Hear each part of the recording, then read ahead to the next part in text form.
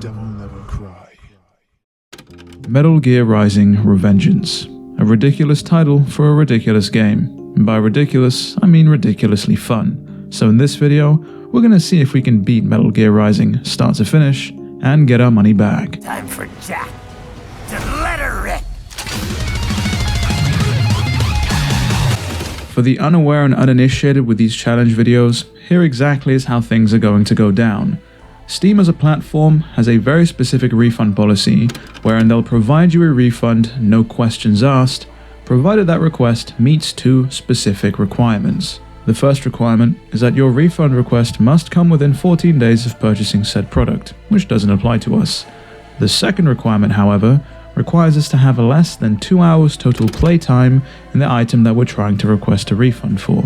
And so that neatly outlines our challenge for this video. We'll need to beat Metal Gear Rising Revengeance in under 2 hours if we want to get our money back. Heading over to the speedrun leaderboard for Metal Gear Rising Revengeance, it becomes quite apparent quite quickly that beating it in under 2 hours is definitely feasible. Provided, of course, you are an experienced runner of Metal Gear Rising and you are at the liberty of resetting when a run doesn't go your way. I, on the other hand, have no experience speedrunning Metal Gear Rising whatsoever. I've played the game a handful of times, as has many a fan of a hack and slash title, but I've never played it with the intent of beating it as fast as I possibly could. I of course also don't have the liberty of resetting, as I have a hard 2 hour cap, regardless of whether or not the run goes my way.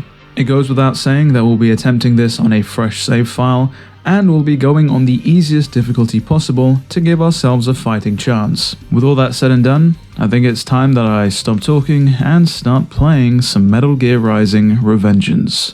So here we are finally with a Metal Gear Rising Revengeance run. A run that is here by popular demand. A lot of you in the comments section of my previous video really wanted to see me tackle this, and so here we are. As previously mentioned, I have played this game before.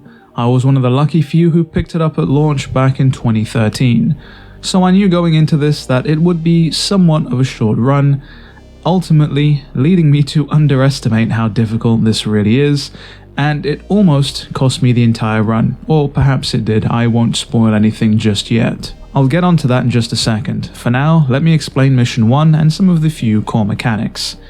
The game opens up with Raiden here not having access to his full toolset. He's got the core mechanics and abilities you'd expect. You can parry, you can block, you can attack, you can use your ninja run to sprint through levels, but a lot of his toolset is locked until we get on to the next mission. This is at odds with most games these days, wherein you typically start with a full toolset with an ability tease, only for some arbitrary story mechanic to strip you all of them, forcing you to fight tooth and nail to get them all back by the end of the game. For the time being though, we'll make do with what we have, defeating enemies with simple combos and then pressing on. The main challenge of this mission is going to be the big Metal Gear Ray, which we're going to be fighting at different intervals throughout the mission. You'll also notice that this game features QuickTime events, QTEs quite heavily, as it is a product of its time. Even in 2013 there was a stigma against QTEs in the games industry, but this game didn't care. Getting back to what I'd underestimated, however, was how this game manages its encounters. Throughout the game you'll find a lot of enemies simply patrolling an area, unaware that you are there. Provided you're able to stealth kill all of them, or sneakily move past them to your objective without being caught, you'll be able to skip these enemies entirely. However, if you get caught and an alarm is raised, you'll then have to fight all of the enemies in the area and sometimes reinforcements before you're allowed to progress on. When an alarm is triggered, you won't be able to interact with doors and run away, and invisible barriers will also spring up to stop you from running away, essentially turning it into a forced encounter. Unfortunately, it took me a long time to realize this, as I simply just brute forced my way through all of these encounters that I simply could have skipped if I'd just taken the time to be a bit more careful. It is worth remembering after all that even though it may not seem like it, this is still a Metal Gear game. But I digress. Moving on to the final third of this opening mission, we come across Jetstream Sam, who schools us on being a swordsman. Hands down, he has one of the coolest swords ever in video games, the Murasama, and it doesn't take long for Raiden to essentially get his ass beat and the mission to end. As we move into this next mission, you'll realize that Raiden has undergone a bit of a transformation. This is of course thanks to the damage that Jetstream Sam did at the end of the last one. You'll also notice that there is a new bar underneath our health bar, and that we finally have access to our full moveset. The new bar you're seeing in the heads-up display is the Blade Mode bar. When entering Blade Mode, time will slow down, and Raiden will be able to precisely cut wherever you want him to. And it's in Blade Mode that you'll be able to utilize the Zandatsu mechanic. The Zandatsu mechanic allows you to target an enemy's weak point in Blade Mode, and provided you cut across it accordingly, you'll be able to pull out their internal battery and crush it before your hands. Not only does this kill the enemy instantly, but it also recovers Raiden's health and refills his Blade Mode meter to the max. Considering that every single enemy you face off against in Metal Gear Rising is a machine or cyborg of some sort, they are all susceptible to the Zandatsu mechanic. The only caveat to this rule is that some of the higher tier and more difficult enemies won't be susceptible to Zandatsu immediately. Typically, these enemies have to be hit several times, allowing them to finally be susceptible to a Zandatsu. Along with that, some of these enemies in a weakened state will often come up with a QTE prompt. Once you hit the QTE prompt correctly, you'll automatically be put into a Blade Mode situation where you'll be able to Zandatsu them and kill them instantly. Pressing on in this mission, we finally come across a mini-boss, Blade Wolf, a sentient AI-driven mechanized wolf which has a chainsaw for a tail. As we chip away at the boss's health, he calls in for reinforcements at certain intervals. But unfortunately they don't last too long, and before yet, the boss is over and done with. Immediately after that boss, a bridge blows up, for reasons, and we find ourselves on that very same bridge. Cue a running away from the explosion so we don't die sequence, directly into the ultimate DMC2 reference, a face-off against an attack helicopter. Now it definitely isn't an infested chopper, and thankfully it's nowhere near as annoying as that fight, so it goes down quite quickly. We come across a door that needs a specific ID held within an enemy's hand. Rather than go and find this, we simply cut the lock on the door and are forced into another encounter. We then begin an infiltration of an oil refinery where we're introduced to the concept of cameras and infrared sensors. If you walk through one of these infrared sensors or into the view of a camera, an alarm will automatically be triggered and the door you need to get through will be locked off, forcing you into an encounter. As I chop away at wave after wave of enemy, we finally make it to the boss of this level, Mistral. This is a boss that occurs in 3 phases, and each time you enter a new phase, you move to a new point in the battleground. She's quite a straightforward boss to take on provided you break her weapon, and the only annoyance in this fight are the tiny little enemies that make up her weapon, which like to latch onto you at certain points and steal away your Blade Mode meter and of course, inhibit your mobility. This boss, like the rest of the bosses in this game, has an absolutely fantastic battle theme. It's dynamic in that the closer you get to the end of the boss fight, the more bombastic and louder the music gets, culminating in the lyrics finally kicking in the last phase of the fight. Bathed in an ocean of flames, we give Mistral the cold shoulder and pop her head off like Lego, proceeding to end the mission. It's important to note that going forward, after the end of every mission, I'll be buying all of the damage upgrades available for the high frequency blade and any health upgrades I can get my hands on. After finishing up with our upgrades, it's finally time to tackle the dreaded sewer mission, where we're introduced to a new enemy type, the Mastiff. I don't know if it's the beady ass tiny head they've got or the giant tripod arms they have, but I find this enemy hilarious to look at. They are a force to be reckoned with though on the battlefield, so you have to be careful. They have an unparryable grab move which they love to spam, and if you decide to take their arms out to stop them grabbing, they've got a dropkick that can do substantial damage. Immediately after dealing with these enemies, we're tasked with finding a secret entrance to a lab somewhere here in the sewers. We make our way to the secret entrance whilst avoiding the raptor enemy that is currently patrolling. As the name implies, the raptor enemy looks like a dinosaur and they can be quite a nuisance to deal with, particularly their EMP attack which can stun Raiden. We're eventually able to persevere, and whilst we're investigating this secret lab, I stumble across a massive encounter, all thanks to me failing a stealth sequence. You may notice during gameplay sometimes that I use Blade Mode and hit enemies across their Zandatsu point, only to not have me follow through and use the prompt to take it out of their body and crush it in my hand. The main reason for this is because the animation can take quite a while, and I'm simply trying to get through an encounter as fast as possible. And besides, even if you hit an enemy across their Zandatsu point and fail to complete the action, you can still pick up their battery, so to speak, provided you simply walk across it when it's on the ground. Oh, and I should probably mention, I'm not even 100% sure if this is more efficient time-wise, as even when you let go of the blade mode button, there is still a delay before Raiden is able to be moved and controlled. Pressing on after that encounter, we come to a section where we need to take control of a dwarf gecko and navigate through a factory riddled with enemies so that we can find a data terminal and download some information. After successfully retrieving all of the data, we retake control of Raiden and sweep through the room we just went through as the dwarf gecko. There's several enemies here in this room that I could have taken out when playing as the dwarf gecko, but I thought it would be quicker to just do it as Raiden. And at this point, we actually encounter a glitch or a bug. As you can see, my map is no longer working. The Soliton radar, which often holds a lot of valuable information about a room's layout, where enemies are, where Raiden is, where your objective may be, none of that is working. So at this point, I kind of have to go on intuition and what I vaguely remember. Before this point, I was simply jamming out to some music and just taking a look at the map to guide me where I needed to go. But now, I kind of had to be more attentive and figure out where I was going by what the game was actually telling me. Oh, and yeah, the map didn't fix itself, so it remained broken for the rest of the run. Fantastic. After meandering my way to the objective, we come across the final challenge of this mission, the Grad Boss. Now, this encounter starts with us having to push it across a narrow corridor with our attacks, which was annoying at times, as sometimes you attacked it and it literally didn't move. But Raiden and his little high-frequency blade eventually prevailed and we pushed the boss back into an arena. At this point, all we have to do is simply attack the boss, whittle away some of its health, and then eventually at segmented intervals, we'd get prompts to use blade mode, which would allow us to cut down through some of its armor and some of its weapons. And after repeating that strategy, the boss goes down without a fight. I say boss there quite tentatively because, spoiler alert, this is going to come up as a regular enemy, or mini-boss shall we say, later on in the game. And with that encounter finished, it's time to tackle the next mission. That brings us swiftly on to our next mission, where Raiden is tasked with making his way through the streets of Denver, Colorado, all the way to World Marshal HQ. This mission starts us off with several forced encounters against multiple enemies, one after the other, as Raiden pushes his way through the city's streets.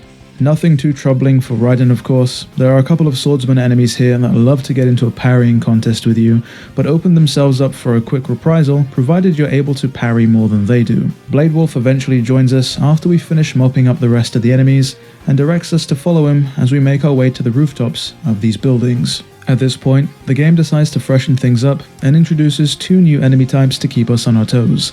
The first one I want to discuss are the slider enemies.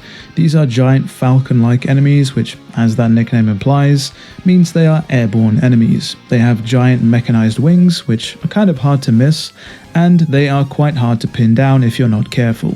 They are quite fragile enemies, and if you do manage to hit them quite hard, you can easily clip their wings. The second new enemy type that they introduce are the heavily armed cyborgs, or as I like to call them, Mr. Hammer Time. Obviously, because they pack a hefty hammer, they love to swing your way.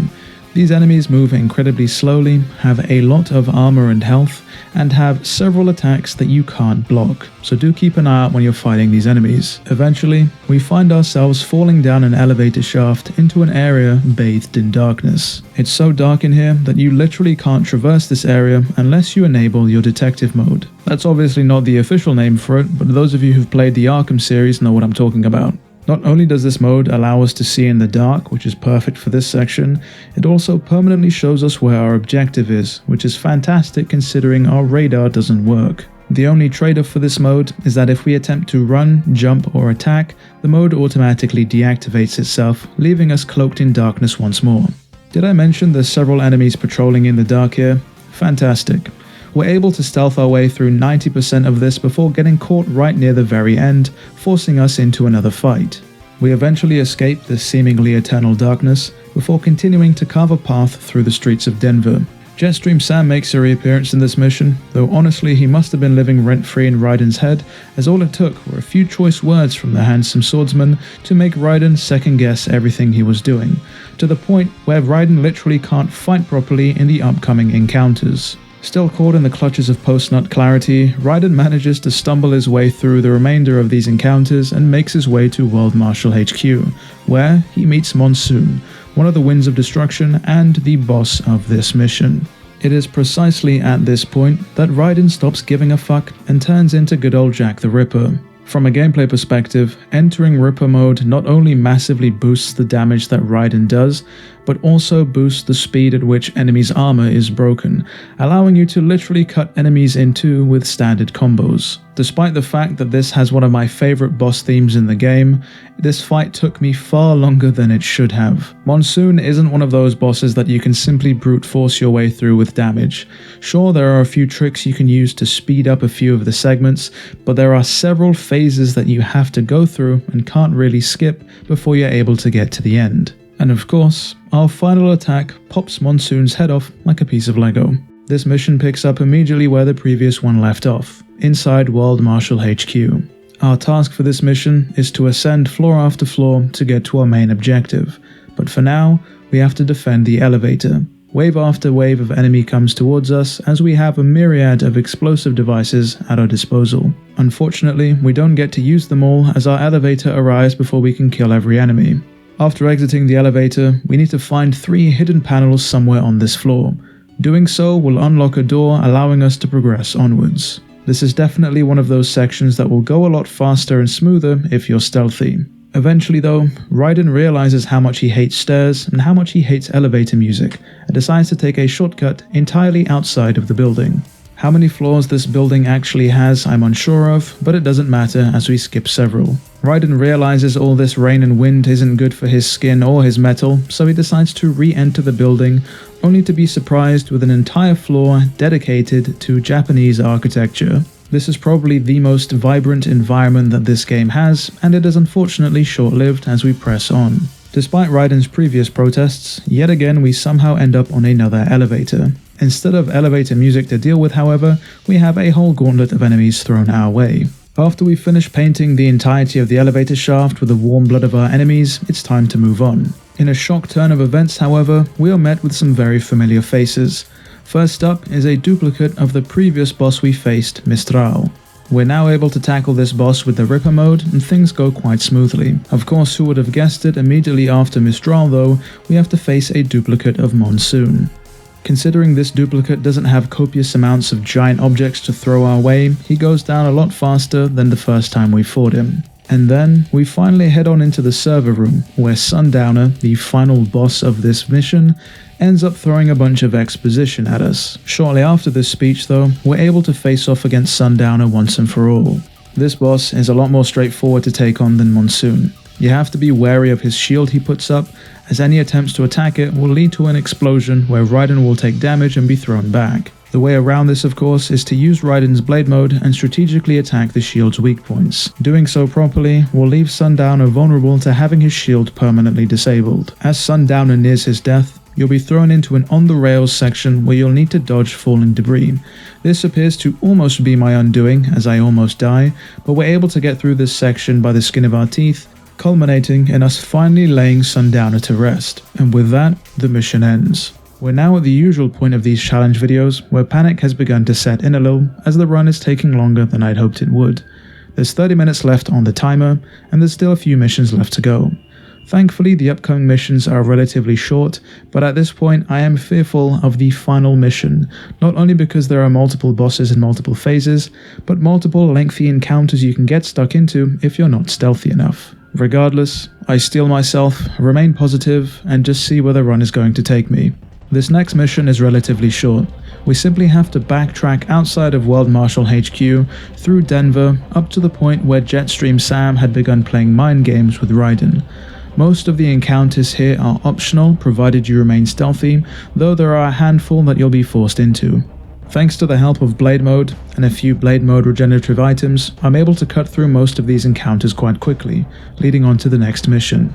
I like to call this the final boss before the final boss.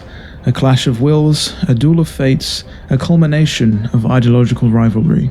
And if the final boss wasn't so batshit crazy, this would have been the most memorable showdown throughout this game. It's time for Raiden to face off against Jetstream Sam once more and claim vengeance for what he did to us in the opening act of this game. All in all, this is a relatively straightforward boss to take on, provided your parry and block skills are up to snuff. No cheap gimmicks, no inflated health bars, and no last minute arse pulls. Jetstream Sam simply can't keep up with us, and that ends this mission. So here we are, the final mission of Metal Gear Rising Revengeance.